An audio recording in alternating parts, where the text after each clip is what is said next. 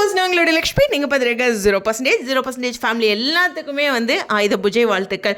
S, கதை நகர்வுகள் உண்மையுமே வந்துட்டு ஏதோ ஒரு கதை மூவ் ஆகுது அப்படிங்கிற ஒரு விஷயம். ஒரு பக்கம் பார்த்திங்கன்னா முத்து வந்து அந்த வீடு கட்டுற விஷயம், குழந்தை வேணும் அப்படிங்கிற இதெல்லாம் சொல்லும்போது அடடே நல்ல விஷயம்ல அப்படின்னு ஹாப்பியாக இருக்குது.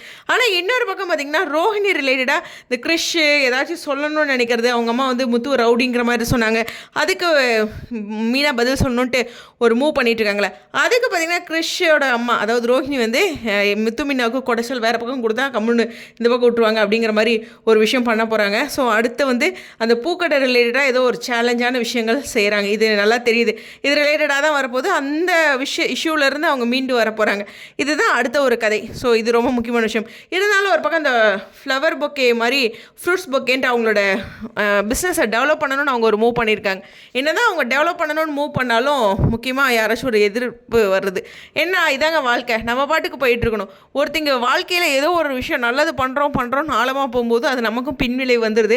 அதுக்குன்னு நல்லது பண்ணாமல் இருக்க முடியாது. ஆனால் இது வந்து சில இடங்களில் சீரியலில் பார்க்கும்போது சுவாரஸ்யமாக நம்ம கவனிக்கக்கூடிய ஒரு விஷயமா இருக்குது. சரி, முக்கியமான விஷயம் அப்படிங்கிறது இந்த பக்கம் கல்யாணம். ஸோ அதுவும் ரொம்ப முக்கியமாக போயிட்டுருக்கு. நம்மளுடைய வித்யாவுடைய கல்யாணம், அதனுடைய நகர்வுகள், முருகன் வித்யா இது கல்யாண நகர்வுகளும் அப்கமிங்கில் இருக்கும். அந்த பக்கம் பார்வதி அம்மாவுக்கு இப்படி ஒரு ட்ராக் சீரியஸ்லி ஆரம்ப காலங்களில் நம்ம எதிர்பார்த்துருக்க மாட்டோம். பட் சீரியல் சைடில் எதிர்பார்த்துருப்பாங்க. ஏன்னா அவங்க எல்லா விஷயங்களையும் இங்கே புகுத்துறாங்க. நிதர்சன வாழ்க்கையில் இருக்கிற நடைமுறைகளை நிறைய விஷயங்கள் வந்து சிறகடி காசில் கொண்டு வராங்க. அது மாதிரியான ஒரு கதையும் இருக்குது, அது மாதிரியான ஒரு விஷயமும் இருக்குது. சரி, இப்படியே பஞ்சாயத்தாக போயிட்டு இருந்ததை எப்படி தான் வீடு கட்டுறது அப்படின்னு நம்ம சொல்லும்போது அவங்களும் வீடு கட்டுறதை பற்றிலாம் சொல்கிறாங்க, சேவ் பண்ணுறாங்க. பார்ப்போம் என்னதான் நடக்குதுன்ட்டு. ஸோ அடுத்தடுத்து சுவாரஸ்யமான விஷயங்கள் இது தான். வெயிட் பண்ணி பார்ப்போம். மீண்டும் எல்லாத்துக்கும் ஆயுத பூஜை வாழ்த்துக்கள். Stay tune.